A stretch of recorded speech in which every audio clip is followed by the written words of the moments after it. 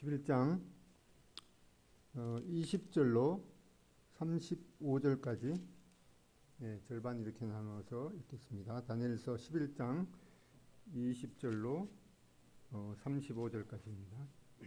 절반 이렇게 나누어서 창가에 있는 분이 먼저 두 절씩 읽겠습니다. 시작.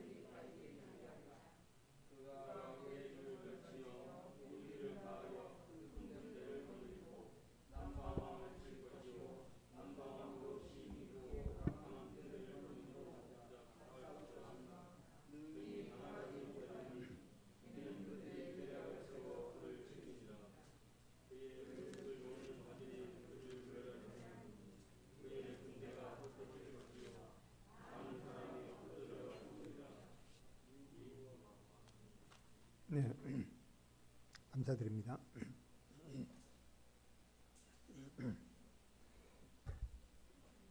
그동안 이 다니엘서에 대해서 몇 번 살펴봤는데 익숙지 않은 그런 말씀이고 또 여러 시대에 걸쳐서 또 여러 사람들이 등장하기 때문에 조금 이해하기가 쉽지 않는 그런 말씀에 속합니다.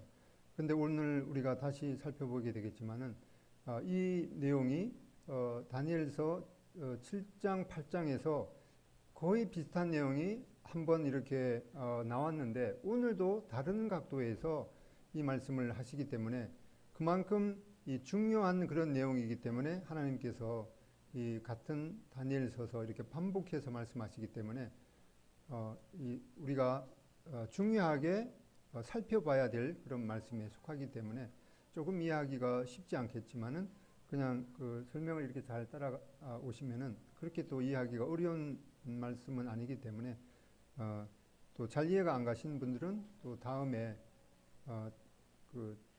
이런 기회에 또 반복해서 들을 수 있는 기회에 좀 더 잘 이해할 수가 있으실 것입니다. 이제 계속해서 이 다니엘서를 쭉 이렇게 말씀드리면 또 너무 힘들 것 같아서 띄엄띄엄 이렇게 하다가 보니까 또 한지가 오래돼서 전에 했던 내용을 또 잊어버리는 그런 경우가 있더라고요. 그래서 앞에 살펴봤던 내용을 대략 한번 살펴보겠습니다.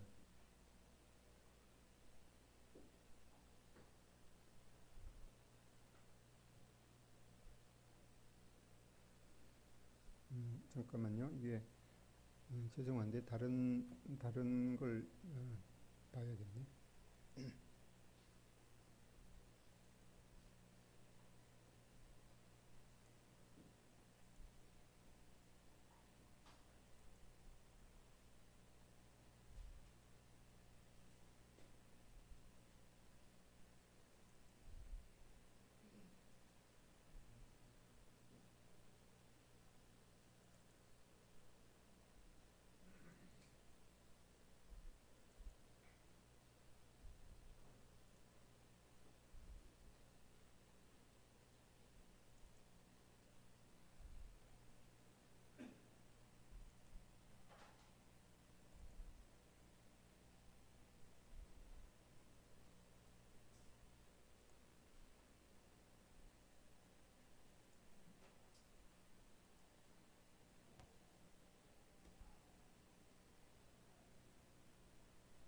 네, 나왔습니까? 안 나왔어요?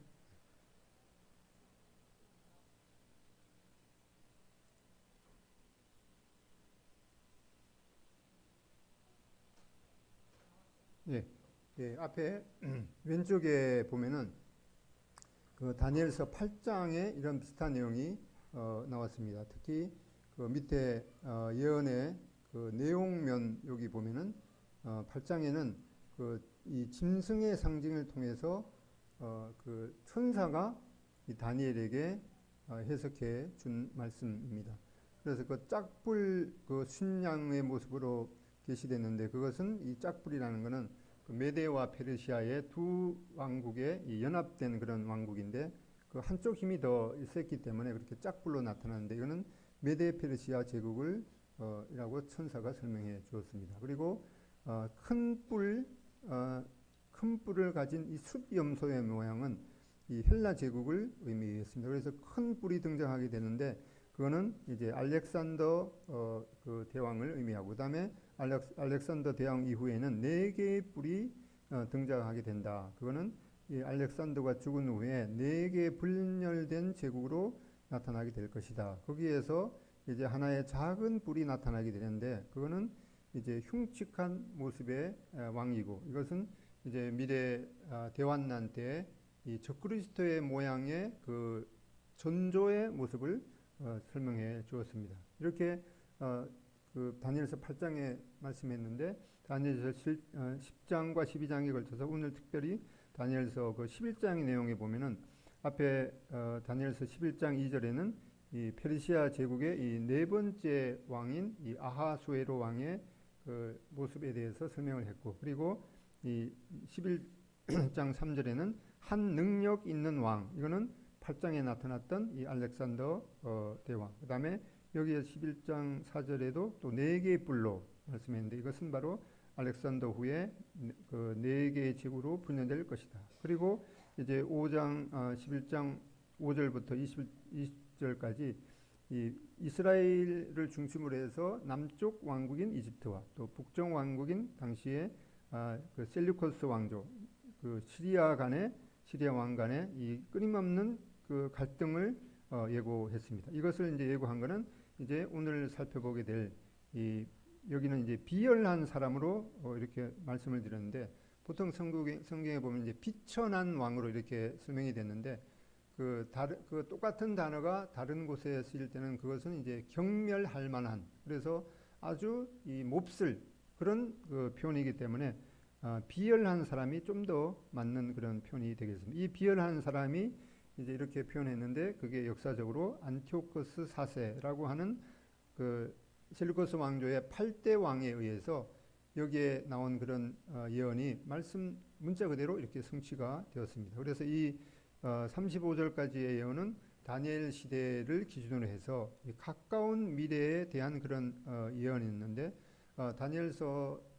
다니엘은 이제 그 BC 609년 정도에 이제 이 다니엘서가 시작되는데 그러니까 다니엘에게 계시한 그 예언들은 이제 BC 6세기 경의 그 예언인데 여기에 그 예언이 성취될 때는 이제 BC 2세기 경에 이렇게 한 400년에 걸쳐서 말씀 그대로 성취가 되었습니다. 이 성취된 그 말씀이 135개의 그 문항에 대한 말씀이 말씀 그대로 이렇게 성취가 된 것이죠. 그리고 이제 나중에 살펴보게 될 이 11장 36절 이후는 아직 성취가 되지 않은 이 먼 미래에 대한 이 다니엘을 기준으로 해서 먼 미래에 대한 예언이 되겠는데 그것은 다니엘서 9장에 나타난 이 70일에 대한 예언 중에서 이 마지막 70번째 일에 해당되는 이 7년 그 기간 동안에 일어나는 예언입니다. 그래서 이렇게 8장에도 반복했는 말씀이 또 11장에도 반복되고 있는데 왜 거의 똑같은 그런 내용이 이렇게 반복해서 말씀하시는 건가? 그것은 이제 그만큼 이 말씀이 중요하기 때문에 우리가 또 익히 알아야 될 알기를 원하는 그런 취지에서 주님께서 이렇게 말씀하셨기 때문에 약간 이해하기가 쉽지 않겠지만은 잘 따라오면은 그렇게 어려운 내용도 아닐 것입니다. 그래서 오늘 구체적으로 살펴보게 될 11장 21절로 35절까지의 그 주된 내용을 보면은 이제 안티오코스 4세 에피파네스라고 하는 이 이제 이스라엘 기준으로 해서 북방 왕이 이제 권좌에 오르게 되는 그런 내용입니다. 그리고 권좌에 오르고 나서 이제 25절부터 28절까지 보면은 이스라엘 기준에서 남방 왕인 프톨레미 왕조, 즉 이집트와의 이 전쟁이 이제 시작되는데, 그리고 특히 29절로 31절까지는 이 북방 왕 안티오코스가 남방 왕에 대해서 이제 2차 그 이집트 정벌을 하게 되는데, 그거를 이제 실패하고 나서 그 분풀이를 갖다가 이집트를 정복하러 갔다가 정복하지 못하고 돌아오니까 그 이스라엘이 이제 거쳐서 북쪽으로 가게 되죠. 그러다가 보니까 그 이스라엘 민족에 대해서 그 분풀이를 이스라엘 민족에 하게 되는 그런 내용이 등장하게 됩니다. 그러다 보니까 이제 32절로 35절까지는 이러한 안티오코스 4세의 만행에 참다 못해서 이 유대인 이 마카비라는 사람이 이제 그 혁명을 일으켜서 이 북방 왕의 그런 그 고난에서 얼마간 이제 벗어나는 그런 마카비 혁명에 대한 내용이 적혀 있습니다. 그럼 이제 이 다니엘서 8장에 나왔던 그 내용을 다시 한번 살펴보면은 8장 22절에 이 뿔이 꺾이고 그 대신에 내 뿔이 났은즉 그 나라 가운데에서 내 나라가 일어나되 그의 권세만 못하리라. 이 8장에 나왔던 내용은 이제 좀 기억을 되살려 보면은 이 알렉산더 이 뿔이라는 것은 이제 알렉산더를 큰 뿔이라는 건 이제 알렉산더죠. 알렉산더가 죽은 이후에 내 나라 이 뿔이 꺾이고 내 나라가 일어나게 될 것이다. 그렇게 예언된 말씀이 이제 알렉산더가 죽은 이후에 그 알렉산더의 휘하에 있던 4명의 장군에 의해서 이 헬라 제국이 분열되는 그런 내용입니다. 그래서 이쪽에 이제 색깔로 들어가 있던 것이 당시에 헬라 제국 영토에 있는데, 알렉산더가 죽은 이후에 이렇게 여기 그리스 여기가는 이제 카산더가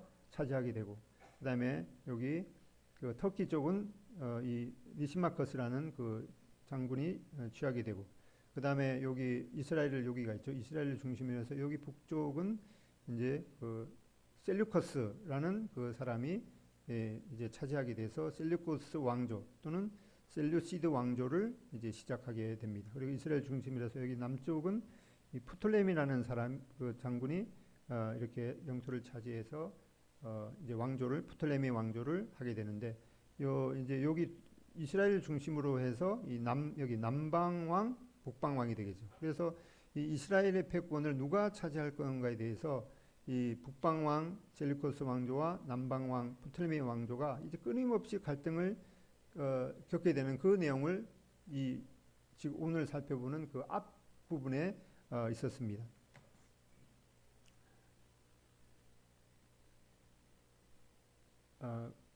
그래서 8장 9절로 이제 12절에 보면은 그 중 한 뿔에서 또 작은 뿔 하나가 나서 남쪽과 동쪽과 또 영화로운 땅을 향하여 심히 커지더니 그것이 하늘 군대에 미칠 만큼 커져서 그 군대와 별들 중에 며칠 땅에 떨어뜨리고 그것들을 짓밟고 또 스스로 높아져서 군대의 주제를 대적하며 그에게 매일 드리는 제사를 없애버렸고 그의 성소를 헐었으며 그의 악으로 말미암아 백성이 매일 드리는 제사가 넘긴 바 되었고 그것이 또 진리를 땅에 던지며 자의로 행하여 형통하였더라. 다니엘이 본 이 환상에 대해서 이제 천사가 이렇게 해석해 준 내용이 8장 23절로 25절까지입니다. 이 네 나라 마지막 때 반역자들이 가득할 즈음에 한 왕이 일어나리니 하고 이 천사가 이제 해석을 해줍니다. 그 얼굴은 뻔뻔하며 속임수에 능하며 그 권세가 강할 것이나 자기의 힘으로 말미암은 것이 아니며 그가 장차 놀랍게 파괴 행위를 하고 자의로 행하여 형통하며 강한 자들과 거룩한 백성을 멸하리라. 그가 꾀를 베풀어 제 손으로 속임수를 행하고 마음에 스스로 큰 체하며 또 영화로운 때에 많은 무리를 멸하며 또 스스로 서서 만왕의 왕을 대적할 것이나 그가 사람의 손으로 말미암지 아니하고 깨지리라 라고 하는 이 8장 9절 이후에 있는 말씀을 천사가 이렇게 해석해 준 내용입니다. 그리고 시간이 좀 많이 갔기 때문에 조금 줄여서 말씀드리겠습니다. 그렇게 해서 이 말씀이 이제 성취되는 것을 보면은 이것은 이제 8장 19절에 있는 말씀대로 진노하시는 때가 마친 후에 될 일을 내가 너에게 알게 하리니 이 환상은 정한 때 곧 끝에 관한 것이라. 이 마지막 때에 관한 그런 말씀임을 이제 천사가 이렇게 말씀했는데 이 내용에 대한 그 성취가 어떻게 성취되는가 하니까 이것은 미래의 정한 때에 나타날 이 적그리스도가 이렇게 전조의 모습인데 이 에피파네스 안티오코스 4세 에피파네스에 의해서 이러한 내용들이 1차적으로 이제 성취될 것을 말씀하고 있습니다. 그래서 첫 번째 교활하고 속임수에 능할 것이다. 또 악마의 강력한 힘으로 정복하게 될 것이다. 또 위장 평화를 약속하고 군자에 오른다. 또 다른 이, 즉 사탄의 조정을 받게 된다. 이스라엘의 대적이 되고 자기 군세에 복종시킬 것이다. 또 만왕의 왕이신 그리스도를 대적하게 된다. 그의 통치는 하나님의 심판으로 종결된다. 라고 하는 그런 그 내용을 이 앞에서 볼 수가 있습니다. 이렇게 해서 이제 11장 21절에 보면은 그 안티오코스 4세에 대한 내용이 다시금 이제 반복되게 됩니다.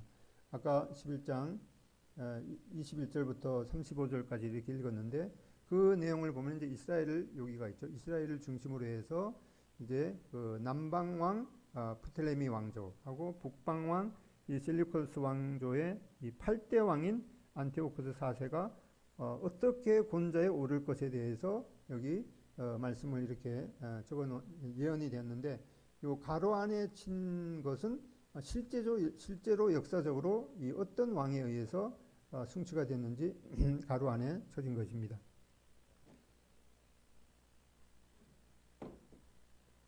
11장 21절에 보면 또 그의 왕위를 이을 자가 이 앞에 내용이 이제 셀류커스 4세가 이제 형이죠. 형이었는데 그 원래 이제 왕조는 이제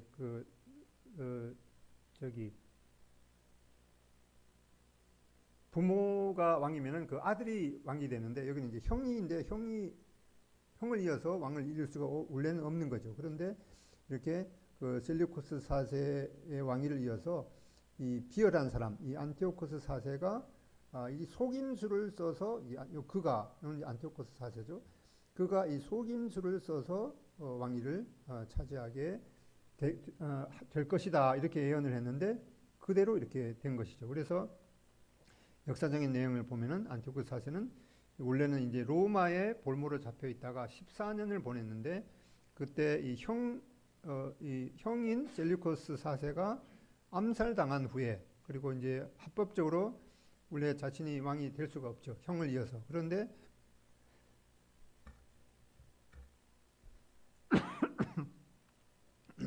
이 속임수를 써서 왕위를 차지했고 또 초기에는 전쟁을 통해서 몇 차례 승리를 거두었습니다. 그리고 나서 이제 유대인 그 사이에 유대인을 두고 그 유대인 그 대제사장이었던 이 오니아스 3세를 파멸시킨 후에 자기가 이제 대제사장이다라고 하는 것을 행세를 했죠. 그리고 주변 국가들과 동맹을 맺고 나서 그 땅을 이제 차지해 버리는 그런 아주 비열한 사람에 속했습니다.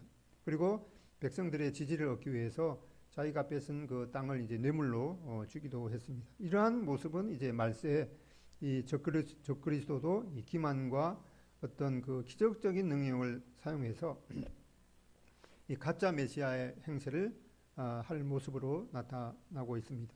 그리고 여기에 원래 프톨레미 여기 6세죠. 프톨레미 6세는 원래 안티오코스의 그 누이인 이 클레오파트라 1세의 아들이니까 이 프톨레미 6세가 안티오코스의 조카가 되는데 뭐 이렇게 친척끼리도 이렇게 뭐 죽이고 살리고 이렇게 전쟁을 그 권력을 놓고 전쟁을 벌이는 이러한 모습을 보게 됩니다.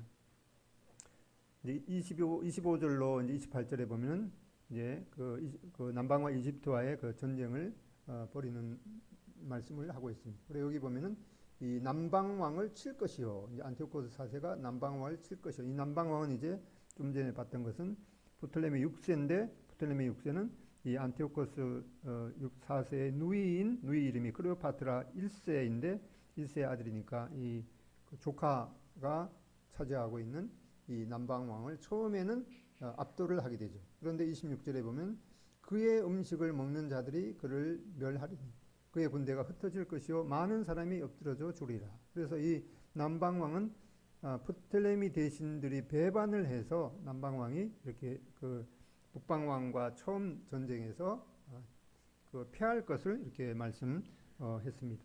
그다음에 이어서 이제 27절에 보면은 두 왕이 마음에 서로 그 화해하고자 해서 이제 한 밥상에서 먹을 때 거짓말을 하게 될 거다. 그래서 일이 형통하지 못하게 돼서 이는 때가 아직 이르지 아니하였으므로 그 일이 이루어지지 아니할 것입니다. 그래서 이 전쟁에서 이제 뭐 따지고 보면은 그 조카 사이이기 때문에 뭐 이렇게 해서 서로의 피해를 뭐 보지 말고 이제 협상을 하자 이렇게 했는데 협상을 하는 것이 뭐 지금도 보면 국가 간의 그런 협상에 모두 다 뒤로는 어떻게 하면은 자국의 이익을 더 많이 취할까 하고 하는 그런 음모가 있게 되는데 옛날에도 마찬가지인 것입니다. 그 밥상을 마주 앉아서도 이렇게 협상을 했는데 여기 그 거짓말을 하게 될 거라 그러죠. 그래서 두 제국은 전쟁 협상 중에 테이프를 해서 서로 이제 그 술수를 부림으로 말미암아서 이러한 뭐 그 회담이 별로 성과가 없을 것이다 이렇게 말했습니다. 그래서 28절로 이렇게 보면은 그 북방왕은 많은 재물을 가지고 본국으로 돌아가리니 그 마음대로 거룩한 언약을 거스르며 자기 마음대로 행하고 본토로 돌아갈 것이다. 이렇게 여기서 이집트를 이제 정벌하려고 하다가 이제 돌아가면서 이제 그 자기 뜻대로 전부 다 안 됐기 때문에 그 분풀이를 갖다가 여기 이스라엘에 하게 된다는 거죠. 거룩한 언약. 그래서 이스라엘 민족이 하나님과 맺은 그런 거룩한 언약으로 하나님 앞에 제사를 드리는 그런 거룩한 언약을 거스르게 될 것이다. 그리고 자기 마음대로 여기 행하고 이스라엘 민족에 행하고 돌아가게 될 것이다. 이렇게 말씀하고 있는 대로 안티오코스 4세는 이집트 전체를 삼키려던 그런 계획이 실패하자 이스라엘을 돌아가면서 그 모세의 거룩한 언약을 거스리고 또 성전을 약탈하고 유대인들에게 분풀이를 하게 되는 이러한 예언, 먼저 계획되는 그 예언이 그대로 이렇게 성취가 되었습니다. 그리고 이 안티오코스 4세는 이제 그 자기 이름을 이제 에피파네스라고 부르기를 했다고 그 저번 시간에 말씀드렸죠. 에피파네스는 신이 나타났다라고 하는 그 신의 현현이라는 그런 뜻이 바로 에피파네스인데 자기를 바로 신의 위치로 그 올려놓는 이런 그 엄청난 하나님 앞에 경멸죄를 했습니다. 그래서 이 안티오코스 4세 에피파네스라고 이렇게 부르고 있습니다. 이제 이렇게 그 전쟁을 했는데 29절로 31절에는 또 2차로 이집트를 다시 한번 그 정벌하게 되는데 이때는 이제 실패를 하게 된다는 예언이 있습니다. 그래서 29절에 보면은 작정된 기한에 그가 다시 나와서 남방에 이를 것이나 이번이 그 전번만 못하리니 저번에 1차로 이집트를 정벌했다가 돌아왔는데 그때만 이제 못하게 된다고 하죠. 왜 그런가 하니까 이 30절에 보면 이는 기뜸의 배들이 이르러 그를 칠 것임이라. 그가 낙심하고 돌아가면서 맺은 거룩한 언약에 분노하였고 자기 땅에 돌아가서는 맺은 거룩한 언약을 배반하는 자들을 높일 것이라. 이렇게 예언을 하고 있는데 이 예언은 이제 그 1차 그 이집트를 정복하고 난 완전히 정복을 하지 못하고 한 그 2년 후에 2차 이집트를 원정하게 되는데 이 기띔의 배라고는 이 이집트에 온 이 역사적으로 보면 이제 로마군의 반격을 받고 철수하면서 이제 거의 이집트를 다 정벌하려고 그랬는데 로마군이 개입하는 바람에 그 또 실패를 하는 바람에 또 분필을 하면서 돌아가면서 여기 이스라엘들 거쳐가면서 또 다시 그 분풀이를 이스라엘에게 하는데 심지어 이 8만 명 그 유대인들을 학살하고 또 8만 명을 노예로 잡아가고 그러면서 또 그 중에서 이제 이 유대인 중에서도 이제 배반하는 사람들이 있겠죠. 그런 배반한 유대인들을 이제 돌아가서는 그 사람들을 이제 뭐 뇌물을 주는 이런 일을 하게 될 거다. 이렇게 말씀하고 있습니다. 그리고 이제 31절에 보면은 군대는 그의 편에 서서 성소 곧 견고한 곳을 더럽히며 매일 드리는 제사를 폐하며 멸망하게 하는 가증한 것을 세울 것이며 이렇게 말씀하고 있는데 이 에피파네스가 이 배반한 유대인과 공모해서 이 성전 제사를 금지하고 또 제단에 이 그 제우스 신을 세우면서 경배를 강요했다라고 하는 그런 내용이 이제 그 성경 외경에 속하는 마카비하 5장에 기록이 되는데 여기 보면은 이제 그 돌아가면서 그 제단에다가 제우스 신상을 세울 것이라고 이 가증한 이러한 것들이 이제 주님께서도 마태복음 24장에 말씀한 것 이 그 대환란 때에 이 멸망에 가증한 것이 이 거룩한 성전에 세워지는 것을 보게 되거든 산으로 유대인들에게 산으로 도망하라 이렇게 말씀하신 것처럼 이러한 패턴이 이제 반복되는 거죠. 그래서 이 에피파네스를 안티오코스 4세 에피파네스를 통해서 이 마지막 때의 적그리스도가 어떠한 모습으로 등장해 될 건가라고 하는 것을 이제 경고로 이렇게 보여주셨습니다. 그 당시에 어떤 뭐 초상화라든가 이런 것들은 이제 동전에 남아 있는데 이 에피파네스의 동전 뒷면에 보면은 이 제우스 신상을 새겨 놓은 거죠. 자신을 이 제우스 신과 이 동일시하는. 그래서 안티오코스 사신은 그의 가증한 제단에 미래의 성전 모독을 예고한 것처럼 이 적그리스도의 한 모형이 유형이 되죠. 그래서 하나님께 대한 그의 이러한 거룩한 언약을 파하고 이런 것들은 이제 데살로니가 2장의 이 마지막 때의 이 적그리스도도 어떻게 할 것인가 하는 것에 대한 예표이기도 합니다.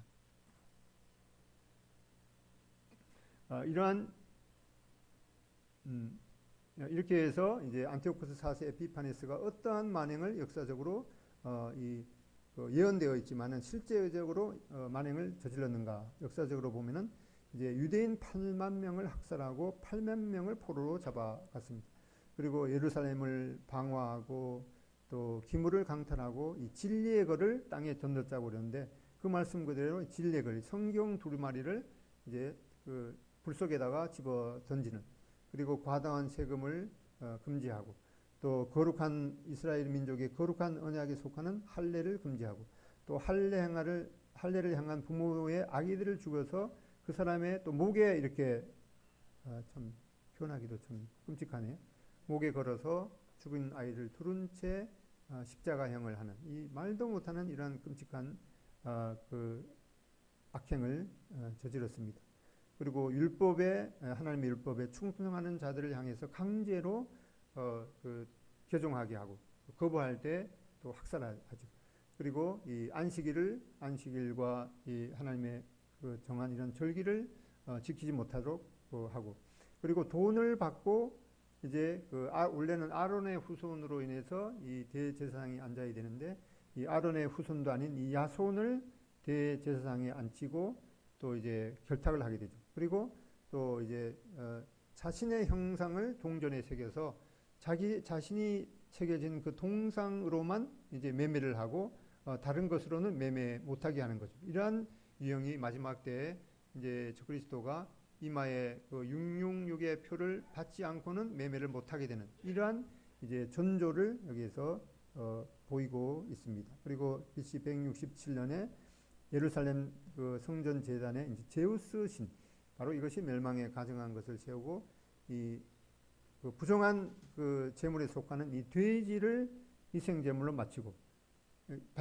또 그것을 그 제물을 이스라엘은 돼지 옛날 율법에 보면 이스라엘 민족은 돼지는 부정한 짐승으로 먹지 않는 것으로 되어 있는데 강제로 먹도록 하고 먹지 않을 때는 또 죽이는 그리고 스스로 높아져서 자신의 이름을 에피파네스 신의 현현으로 자처했습니다. 이러한 악행에 대한 내용이 이제 외경인 이 마카비서에 그대로 기록이 되어 있습니다. 이것은 바로 안티오코스 4세 에피파네스는 이 적그리스도의 모형으로 이 같은 악행의 패턴은 이 종말의 적그리스도를 대해서 절정에 이를 것임을 우리가 이런 말씀을 통해서 경고받게 됩니다. 그래서 마카비상 1장 15절에 보면은 매달 25일에는 제단 위에 새로 세운 제단, 옛 제단 위에 새로 세운 제단에 희생제물을 바쳤다. 이 새로운 제단은 바로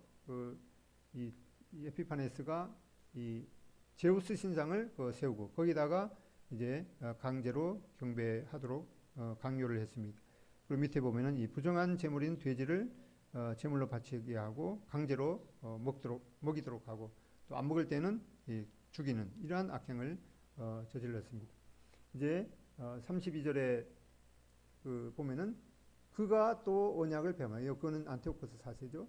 그가 또 언약을 배반하고 악행하는 자를 속임수로 타락시킬 것이나 오직 자기의 하나님을 아는 백성은 강하여 용맹을 떨치리라. 그래서 이 안티오코스 4세의 만행에 대해서 유대인들이 이제 혁명을 일으켜서 용맹을 떨치게 될 거다 이렇게 예언이 있는 것처럼 바로 이 안티오코스 4세의 반율법적인 이교 예식의 강요에 저항해서 이제 이 마카비 형제가 이 혁명을 일으키는 것으로 이 예언이 성취가 되었습니다. 그래서 안티오코스 4세 밖에는 율법을 어기고 또 불순종한 유대인들에 대한 이 하나님의 징벌로 주어진 것이 막연히 그냥 이스라엘 민족이 이렇게 고통을 당한 것이 아니라 그 고통을 당하는 원인은 바로 이스라엘 민족이 또 조상들이 이 율법을 어기고 이 하나님에 대해서 불순종했기 때문에 하나님께서는 이스라엘 하나님의 백성을 이제 정결하게 하기 위해서 이러한 고난을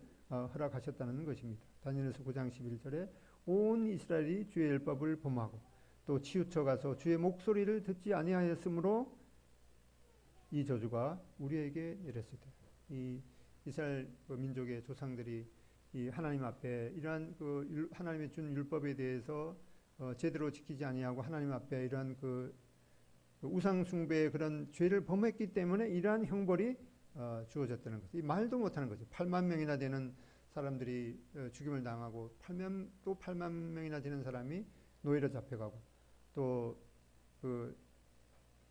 하나님의 율법에 따라서 할례를 행한 그 아기도 죽이고 그 죽인 아기를 부모의 목에다가 걸어서 그 부모도 십자가 형에 죽이는 이런 참 끔찍한 이런 만행을 저질렀습니다. 이러한 것들이 바로 곧 하나님의 모세의 율법에 기록된 맹세대로 되었으니 이는 우리가 주께 범죄하였습니다. 이 하나님 앞에 특히 이 우상 숭배에 대한 범죄가 얼마나 하나님께서 싫어하시는지 그러한 예를 이런 걸 통해서 보게 됩니다. 이러한 상황에 대해서 이제 때가 되니까 또 이 유대인의 마카비 형제를 통해서 이런 것들에 대해서 이제 혁명을 또 일으키게 되도록 허락을 하셨습니다. 그래서 이 혁명은 이제 예루살렘 북쪽에 보면 모데인이라는 장소가 있는데 거기에 이제 5 아들을 둔 이 하스몬가가 있었죠. 그래서 그 제사장이 이제 마따디아라는 그 제사장이 있는데 거기에 이 마따디아가 이제 안티오코스 4세가 그 제우스 신상에 돼지를 바치라는 그런 명령을 했습니다. 그러니까 이 마따디아는 그 명령을 거부할 뿐더러 또 이 유대인들을 향해서 이 돼지를 제물로 바치라고 한 명령한 그 사신마저도 이제 죽였죠. 이제 다른 유대인들이 하나님의 거룩한 제단에다가 돼지를 바치라는 그 명령에 이제 어쩔 수 없이 이제 굴복하게 되는 것을 보니까 그 사람도 죽이고 또 이 안티오코스 4세가 보낸 이 사신도 죽이고 나서 이제 동굴로 피했습니다. 이러한 내용이 이제 외경 마카비상 있는데 여기 한번 읽어드리겠습니다. 우리는 왕의 명령을 따를 수 없을 뿐더러 우리의 종교를 한치도 양보할 수 없어. 마띠아대의 말이 끝났을 때 어떤 유다인 한 사람이 나와서 모든 사람이 보는 앞에서 왕의 안티오코스 4세 왕의 명령대로 모데인 제단에다가 희생제물을 드리려 했다. 이것을 본 마따디아는 화가 치밀어 올라 치를 떨고 의분을 참지 못하고 앞으로 뛰어 올라가 제단 위에서 그 자를 죽여버렸다. 그리고 사람들에게 이교 제사를 강요하기 위하여 온 왕의 사신까지 죽이고 제단을 헐어버렸다. 이렇게 해서 마따디아는 전에 비나스가 살루의 아들 찌무리를 찔러 죽였을 때처럼 율법에 대한 열성을 과시했다. 이 비나스 시대에는 유대인들이 이제 광야에서 장막 가운데 이렇게 기거할 때 그 장막 가운데 이제 어떤 사람이 이방 여인을 데리고 와서 그 장막 안에서 그 환한 그 대낮에 거기에서 음행의 죄를 범하는 것을 보고 이 비나스가 그 현장을 급습해서 그 현장에서 그 음행을 저지른 사람을 창으로 찔러서 죽였습니다. 이러한 것에 대해서 하나님께서는 그는 의로운 행위였다고 이렇게 평가하면서 그것은 하나님에 대한 이 열정이라고 이렇게 말했습니다. 그래서 이러한 그 패턴은 이제 주님께서 예루살렘 성전에 왔을 때 예루살렘 성전에서 이제 장사를 하면서 이 하나님의 그 거룩한 그 성전을 이 강도의 소굴로 만든 것을 보고 하나님의 이러한 열정이 예수님의 이러한 열정이 그 자리에서 그냥 있는 것이 아니라 그 장사하는 사람들의 모든 상을 엎으면서 내 아버지의 집으로 장사하는 집으로 만들지 말라라고 하는 이러한 하나님의 거룩한 그 분노를 드러냈습니다. 이런 것은 바로 하나님에 대한 이 열정에서 비롯된 것이다. 이렇게 여기에서도 말하고 있습니다. 27절에 보면 그리고 마띠아디아는 거리에 나서서 율법에 대한 열성이 있고 우리 조상들이 맺은 계약을 지키려고 하는 사람들은 나를 따라 나서시오 하고 큰 소리로 외쳤습니다. 그리고 나서 그는 모든 재산을 그 도시에 버려둔 채 자기 아들들을 데리고 산으로 피해 갔다라고 하는 이 역사적인 기록이 있습니다. 이러한 기록은 또 여기 그 다니엘서도 이렇게 약간 이렇게 나오는데 또 다른 역사적인 자료, 요세푸스나 이러한 역사적인 자료도 이러한 것들이 역사적인 기록이 나와 있습니다. 그리고 나서 이제 그 다음에는 이제 11장 33절에 보면 백성 중에 지혜로운 자들이 많은 사람을 가르칠 것이나 그들이 칼날과 불꽃과 사로잡힘과 약탈을 당하여 여러 날 동안 몰락하리라. 이 불꽃 이사는 말은 이제 화형에 처해진다는 얘기죠. 34절에 그들이 몰락할 때 도움을 조금 얻을 것이나 많은 사람들이 속임수로 그들과 결합할 것이며 또 그들 중 지혜로운 자 몇 사람이 몰락하여 무리 중에서 연단을 받아 정결하게 희게 되어 마지막 때까지 이르게 하리니 이는 아직 정한 기간이 남았음이니라.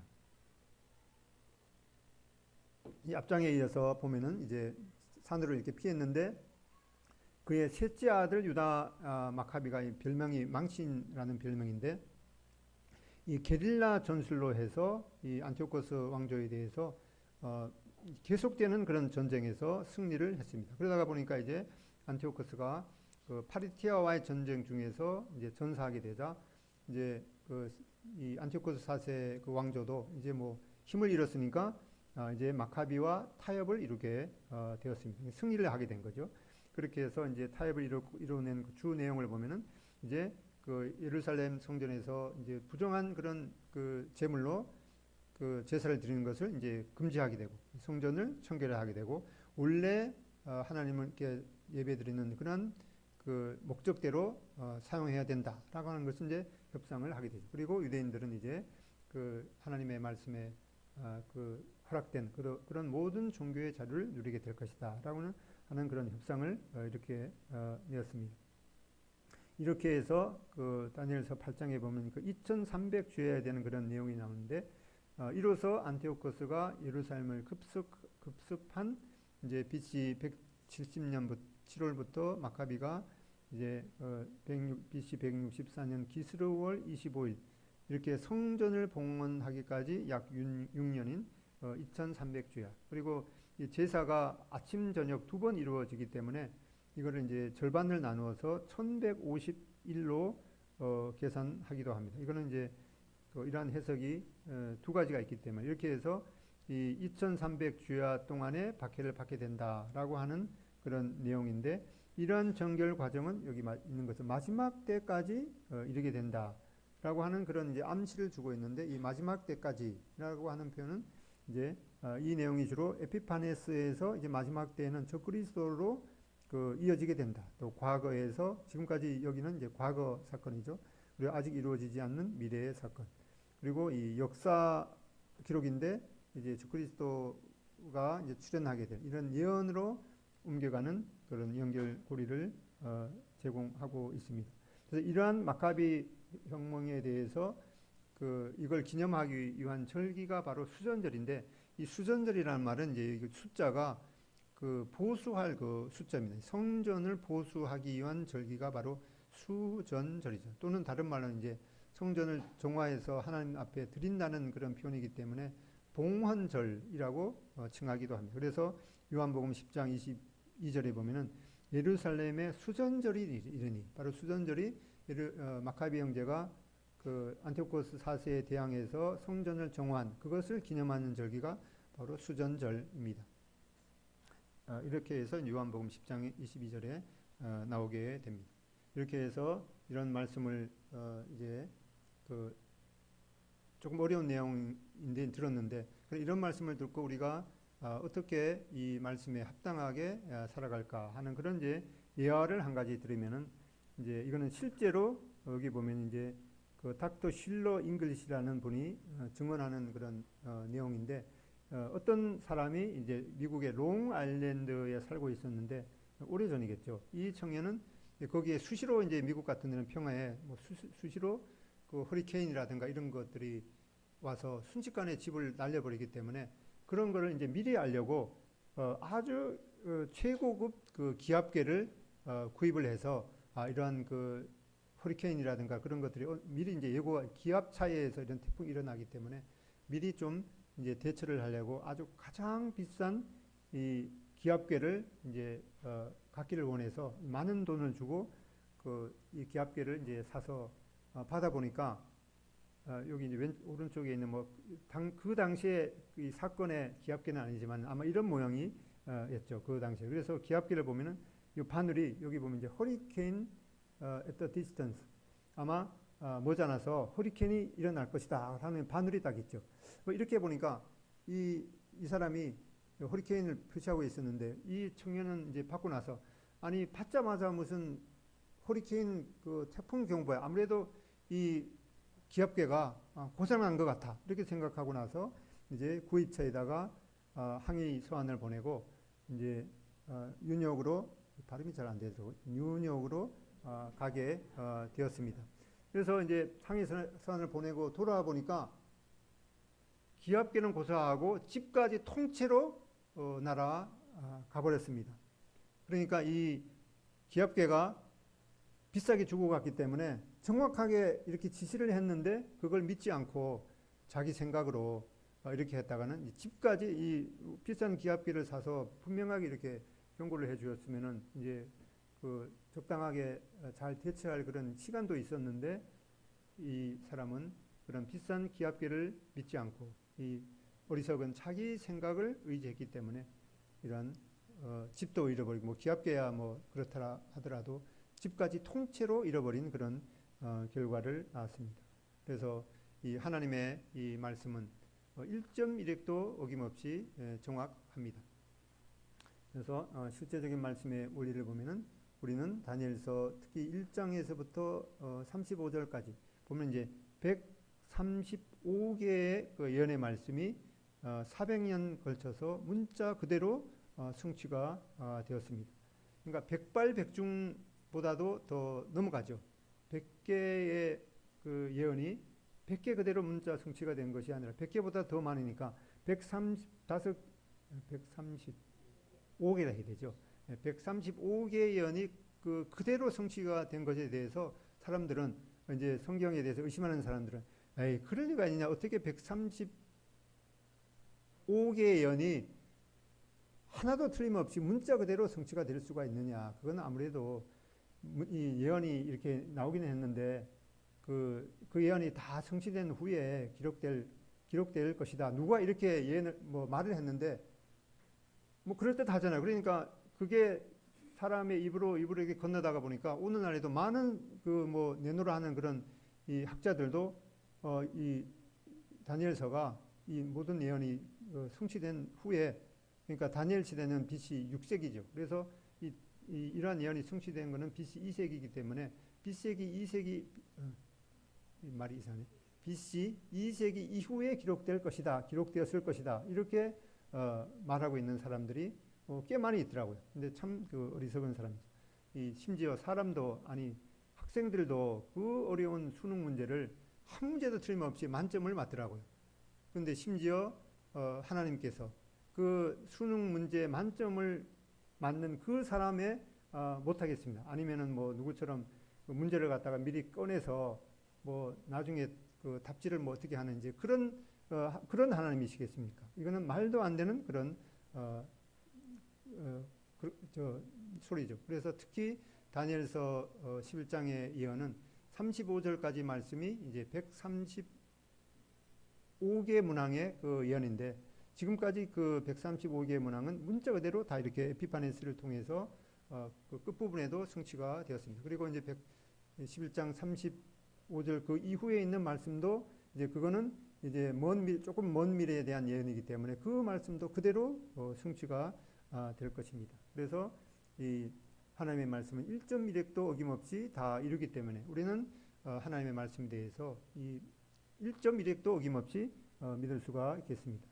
진실로 너에게 이르노니 천지가 다 없어지기 전에는 율법의 1.1획도 결코 없어지지 아니하고 다 이루리라. 그리고 여러 시대에 걸쳐 하나님의 백성은 반복해서 박해를 받았고 또 이런 패턴을 반복되고 이 종말에는 이 절정에 달할 것이다. 아까 에피파네스 안티오코스 4세 에피파네스가 자신의 형상이 새겨진 그 동전으로만 매매를 강요했던 것처럼 마지막 때에는 이제 적그리스도가 이마에 666 표가 있는 것을 통해서만 매매를 강요하는 이러한 패턴이 이제 마지막에 절정이 이르게 될 것이죠.